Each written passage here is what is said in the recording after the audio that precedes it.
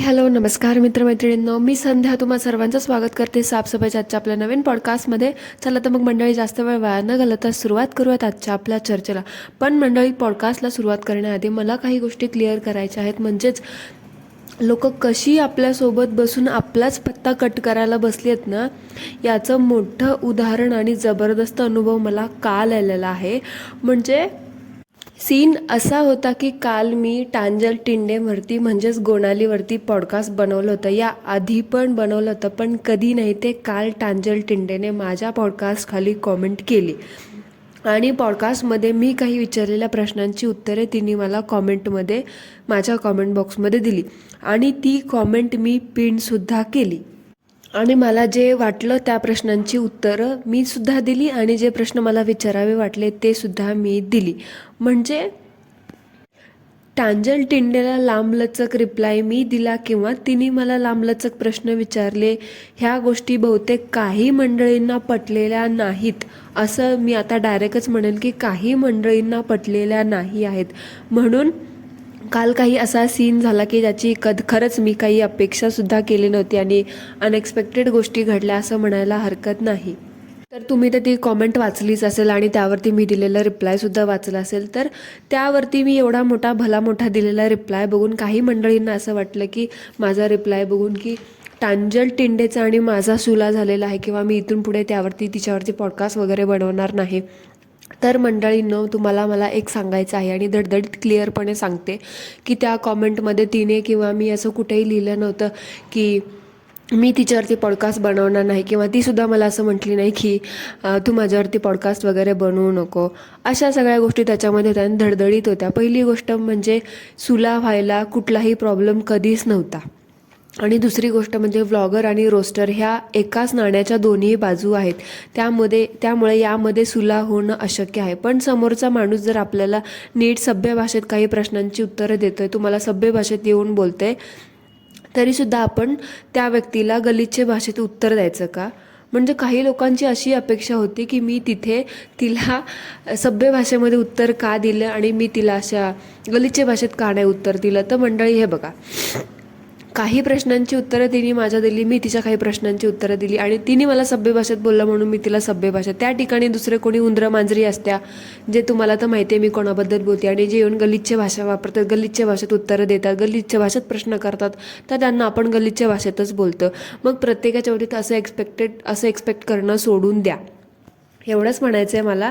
आणि जर ती मला नीट बोलली म्हणून मी तिला नीट बोललं. जर तिने काही वेडेवाकडे शब्द वापरले असेल तर मी सुद्धा वेडेवाकडे शब्द नक्कीच वापरले असते. पण काही लोकांना ना असंच पाहिजे होतं की समोरच्याने तुम्हाला प्रश्न करू दे, रिप्लाय करू दे, तुम्ही त्याला घालून पडून बोला, तुम्ही त्याला शिव्या श्राप द्या असं. तर ताईंनो, तर मंडळींनो बघा, ताईंनो व्हायला, कारण काल डोक्यापासून ते एवढं डोक्यात फिरतंय ना की अचानक कॉमेंट कशा काय डिलीट झाल्या, अचानक कॉमेंट कशा काय कोण रिपोर्ट मारते ना, हे मला कळतच नाही आहे.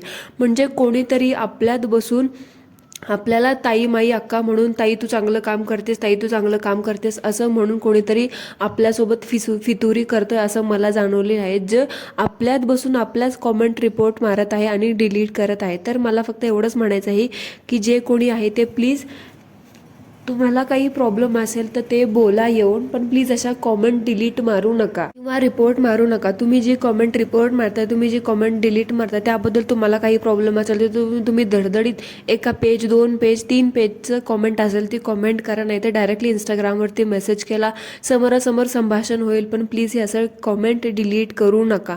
तर फितूर कोण आहे ते आपण लवकरच शोधून काढणार आहोत मंडळी. पण मी तुम्हाला एक गोष्ट क्लिअर करते की मी तुमची कुठलीही कॉमेंट कधीच डिलीट करणार नाही किंवा तुमची कुठलीही कॉमेंट मी हाईड करणार नाही किंवा लपवणार नाही. पण ज्या व्यक्ती मला त्रास देतील मुद्दामून, मी त्यांना सरळ सरळ ब्लॉक करेल, ही गोष्ट मात्र नक्की आहे. एवढं मात्र लक्षात ठेवावं. तर रात्री मी जवळजवळ दुपारी मला टांजल टिंडेनी कॉमेंट केली होती 3-4 वाजताच्या, म्हणजे दुपारी 3-4 वाजताच्या सुमारास टांजल टिंडेनी कॉमेंट केली आणि तो पॉडकास्ट मी 1 वाजता अपलोड केला होता. तर त्याला रिप्लाय वगैरे देऊन मी ती कॉमेंट 4-5च्या सुमारास पिन केली. पण ती कॉमेंट रात्री 12 वाजेपर्यंत ती तिथेच होती, पण त्यानंतर ती कॉमेंट तिथून गायब झाली. म्हणजे असं कसं गायब झाली? म्हणजे मला काय गोष्टीचं कळतच नाही की कोणीतरी आहे जो आपल्यामध्ये फितूर बनून बसलाय ज्याला आपलं इम्प्रेशन खराब करायचं आहे तर आपण त्याला आपली इमेज खराब करू देणार नाही आहोत आणि समोरच्याची सुद्धा खराब करू देणार नाही आहोत. जे म्हणते की बाबा तुमची ताई कॉमेंट डिलीट करते किंवा जी तुम्हाला आजवर चांगलं चांगलं बोलत होती ती आज कॉमेंट डिलीट करते, तर त्या व्यक्तीचा शोध आपण लवकरच लावणार आहोत. तर मंडळी स्टे ट्यून. आणि मी तुमच्या कॉमेंट कधीही डिलीट केला नाही आणि कधीही करणार नाही, एवढंच माझं म्हणणं आहे. सो हा विषय आपण आता इथेच थांबूयात. यापुढे कुठली कॉमेंट डिलीट होणार नाही याची दक्षता मी घेईल. चला तर मग सुरुवात करूयात आजच्या आपल्या पॉडकास्टला. घराणं जास्त वेळ करत बसायचं नाही. थंबनेल आणि टायटल बघून तो तुम्हाला कळलंच असणार की आजचा आपलं पॉडकास्ट कोणावरती होणार आहे. तर आजचं आपलं पॉडकास्ट होणार आहे युरोपियन मातोश्री झोंबल हिच्यावरती. मंडळी, झोंबलीची तुम्ही एक गोष्ट नोटीस केली आहे का? म्हणजे झोंबल काकू मागे म्हणाल्या होत्या की यूट्यूबवरती तिचं घर काही चालत नाही, यूट्यूबवरती मी फक्त टाईमपास म्हणून करते, यूट्यूबवरती माझं करिअर वगैरे करत नाही. आणि 1.5 वर्षानंतर लगेच झोंबल काकून हे सुद्धा ॲक्सेप्ट केलं की YouTube me as a career म्हणून पर्याय चूज केलेला आहे वगैरे वगैरे. म्हणजे ही बाई ना या बोटावरचा थुका त्या बोटावर करण्यामध्ये एक्सपर्ट आहे असं म्हणायला हरकत नाही. पण आता तुम्ही एक गोष्ट नोटीस केली आहे का? ही बाई एवढी थापाडी आहे ना, म्हणजे हिला कळतच नाही की ही किती खोटं बोलते आणि ते खोटं लपवण्यासाठी हिला किती खोटं बोलावं लागते. म्हणजे 1 महिन्यापूर्वी खोटं बोललेलं हिला लक्षात राहत नाही, कारण माणसाला खरं बोललेलं लक्षात ठेवावं लागत नाही, खोटं आपण किती बोललं ही गोष्ट लक्षात ठेवण्यासाठी अतोनात प्रयत्न करावे लागतात. तसंच ह्या थापाड्या बाईचं काहीसं झालं आहे. म्हणजे भारतात आल्यापासून ही बाई एका दिवसात 4-4 व्लॉग रेकॉर्ड करते आणि 10-10, 12-12 रील शॉर्ट्स व्हिडिओ रेकॉर्ड करते आणि दुसरीकडे म्हणते की माझं यूट्यूबवरती काही भागत नाही, माझं यूट्यूबवरती काही घर चालत नाही, मी यूट्यूब ॲज अ टाईमपास म्हणून बघते आणि नंतर म्हणते की यूट्यूब माझं करिअर म्हणून मी ऑप्शन चूज केला आहे. म्हणजे किती ना हिपोक्रेसी. असं म्हणायचं की माझं यूट्यूबवरती घर चालत नाही आणि दुसरीकडे एका दिवसात 4-4, 5-5 व्लॉग रेकॉर्ड करतच जायचं. म्हणजे ह्या बाईच्या डोक्यात यूट्यूबची, पैशांची, डॉलरची एवढी हवा गेली आहे ना हिच्या डोक्यात. ह्या बाईला ही काय बोलते, ही काय करते ह्याचा काहीही पत्ता नसतो, काहीही ताळमेळ बसत नसतो. म्हणजे ह्या बाईच्या व्लॉगमध्ये काहीही नवीन नसतं, जुनं आपलं रट्टाळ रुटीन तेच. फक्त एक गोष्ट मात्र कायम असते, ती म्हणजे हिचं मरगळलेलं आणि 12 वाजलेलं थोबाड. बास, कुठेही ही जाऊ दे आणि तो बन्या हिला म्हणजे कुठेही घेऊन जाऊ दे, भले चंद्रावर घेऊन जाऊ दे ना, काय म्हणतात मंगळावरती घेऊन जाऊ दे ना, अजून कुठल्या नेपच्यून ग्रहावरती घेऊन जाऊ दे, तिथलं एक गोष्ट मात्र कायम राहणार, ती म्हणजे हिच्या तोंडावरती वाजलेले 12. त्या चंद्रावर जरी गेली ना, तिथलं वातावरण सुद्धा ही बाई दुष्काळग्रस्त करून टाकेल, एवढा हिचा तो ऑरा म्हणजे निगेटिव्ह आहे असं म्हणायला हरकत नाही.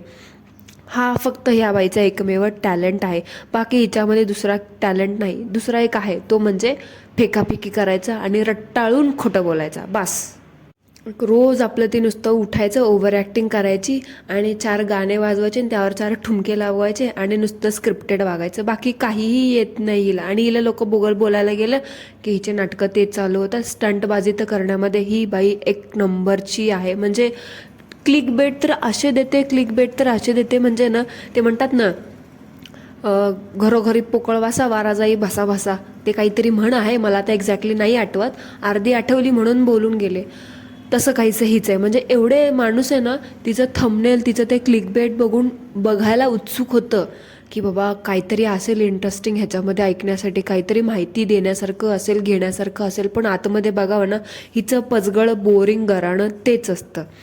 आणि तुम्ही अजून एक गोष्ट नोटीस केली का?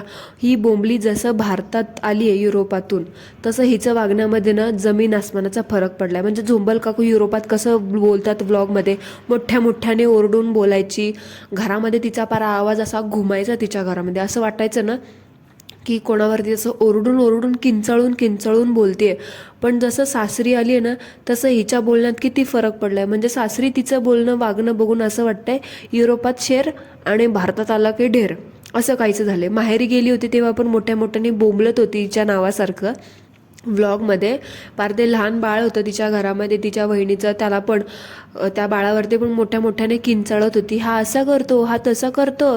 जसं की हिच्या लेकरांनी कधी कुठली गोष्ट केलीच नाही, कधी कुठली भांडणं केलीच नाही. ते म्हणतात ना, आपलं म्हणजे बाबा आणि दुसऱ्याचं म्हणजे कार्ट, तसं काहीचं हिचं आहे. आणि सासरी आला तर हिचा आवाजच गायब झाला.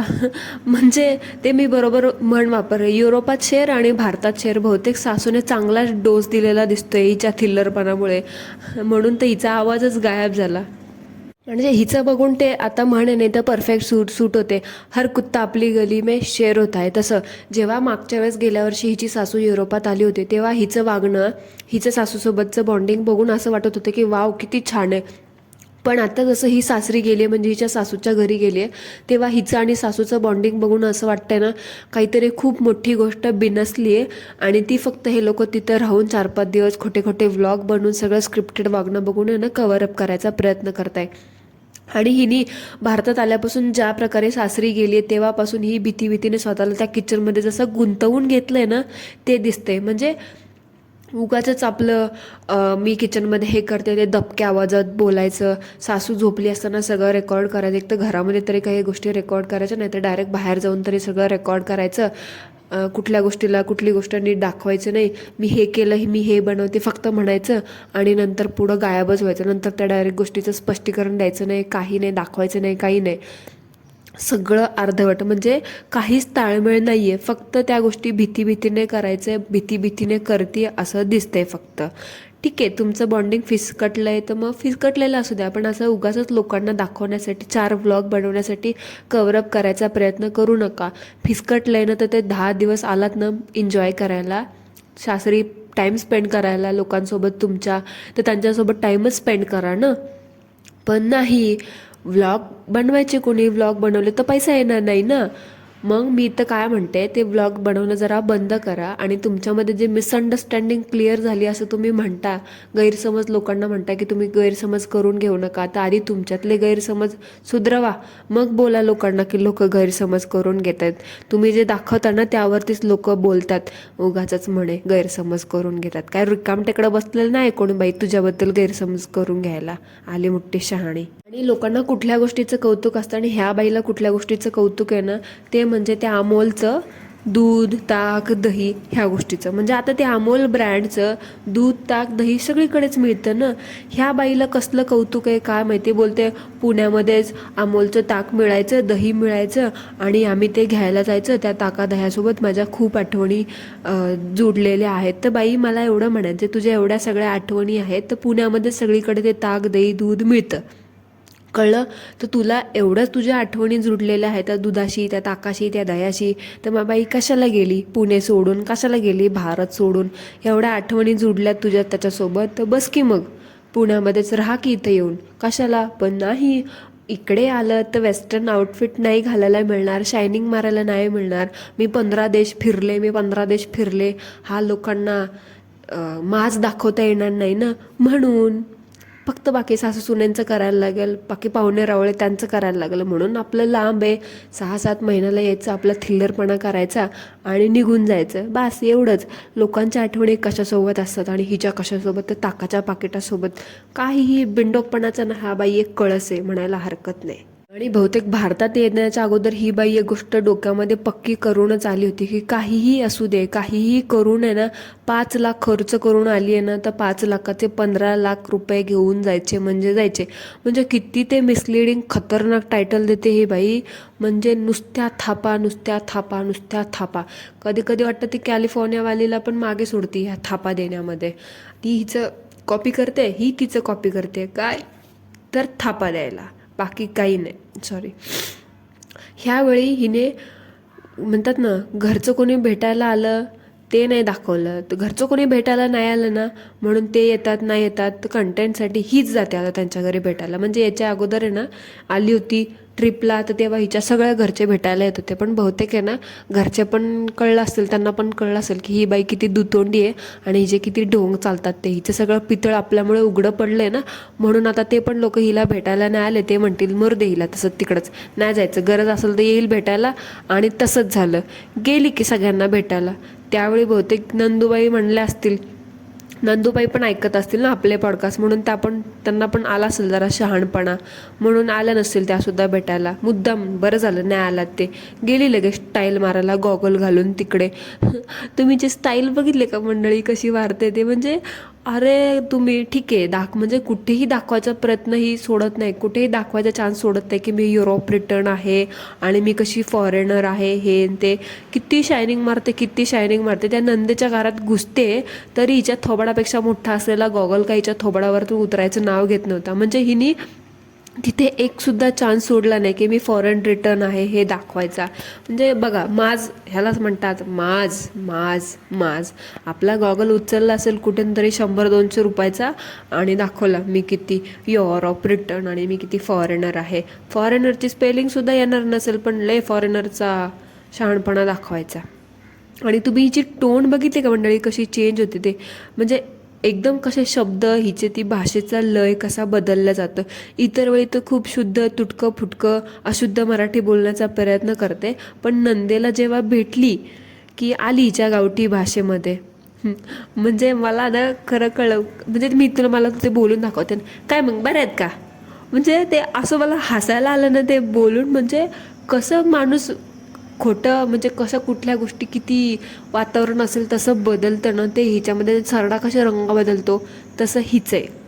आणि संस्कार तर बाबा, संस्कार ते भारतीय संस्कार आणि किती भारतीय नारी सप्पे भारी हे दाखवण्याचा चान्स तर ही बाई एकदा पण सोडत नाही. म्हणजे घरात पैकी दारात पाय घेतला दंडवत, त्या दिवशी सासूच्या पण पाया पडताना तेव्हा पण घरात पैकी दारात पाय वाकली तिच्या पुढ्यात. म्हणजे ते असं, सासूबाई माझ्याकडून लय चुकलं, मी तुमची लय बदनामी केली, आता मला माफ करा, मी तोवर तुमचे पाय सोडत नाही, मी काय तोवर तुमच्या घरात येत नाही, असं वाटलं ते मला. आणि आज पण तसंच, नंदेच्या घरात घुसली नाही तर लगे पडली तिच्या पायामध्ये, घेतला तिच्या दंडवत. तिला पण मनातल्या मनात असं म्हटलं असेल, नंदूबाई तुमच्या भावाला मी लय त्रास दिला, लय कच्चं जेवण दिलं, मला मनापासून माफ करा, तुम्ही जवळ माफ करत नाही तोवर मी घरात घुसणारच नाही, असं होतं ते. लय दिवसेंदिवस तू संस्कारी होत चाललीस ग, माहिती आहे बाई. भारतात आलं कीच हिचे संस्कार दिसतात. इतर वेळी मंदिरात काळे कपडे जीन्स घालून जाते तेव्हा हिचे संस्कार नाही दिसत. ते अंगप्रदर्शन करणारे कपडे, वेस्टर्न कपडे घालून फिरायचं आणि दंडवत घेऊन नंतर ते कव्हर अप करायचं. काय ते कारण हिचं हिलाच माहिती आहे. आणि ही बाई फक्त भारतात आल्याचं कारण तुम्हाला मी सांगते. म्हणत होती ना माझं भारतात येण्यामागे काहीतरी महत्त्वाचं कारण आहे, काहीतरी महत्त्वाचं कारण आहे, खूप महत्त्वाचं कारण आहे, कारण तर ते कारण आहे ना आज मी सांगते. ही बाई भारतात फक्त आणि फक्त प्रमोशन करायला आले. त्या दिवशी काहीतरी ते पेनी फुन्नी काहीतरी रुपया दमडी ॲपचं काहीतरी प्रमोशन करत होती. म्हणजे ही फक्त आणि फक्त प्रमोशनच करायला आली नाही. आणि आता काहीतरी साड्याचं प्रमोशन करायला गेली होती. हिंदी ऐकली का तुम्ही तिची, मेरे को ये दिखाओ, मेरे को वो दिखाओ, मेरे को कोई तो मराठी बोलने वाला चाहिए बाबा, मेरे को दिलाओ कोई तो मराठी बोलने वाला, असं काहीच ते. म्हणजे हे प्रमोशन करून आहे ना, फक्त मी मगाशी म्हटलं 5 लाखाचे 15 लाख घेऊन जाणार म्हणजे जाणार. असो, घेऊन जा बाई, आम्हाला काय, संस्कार दाखवून घेऊन जातेस तुझे, घेऊन जा. हमको क्या करना है तुम्हारे साड़ी प्रमोशन से और तुम्हारे रुपया प्रमोशन से. लेके जाओ लोगों को मूर्ख बनाते जाओ, पैसा लेके जाओ. सो मंडळी, that's it for today. I hope तुम्हाला आजचं आपलं पॉडकास्ट आवडलं असेल तर कॉमेंटमध्ये नक्की सांगा. नसेल आवडलं तरीसुद्धा कॉमेंटमध्ये मला नक्की सांगा. भेटूया पुन्हा एकदा एका नवीन चर्चेसोबत. तोपर्यंत ॲज ऑलवेज सर्वांनी काय करायचं ते करा. Thank you so much. धन्यवाद.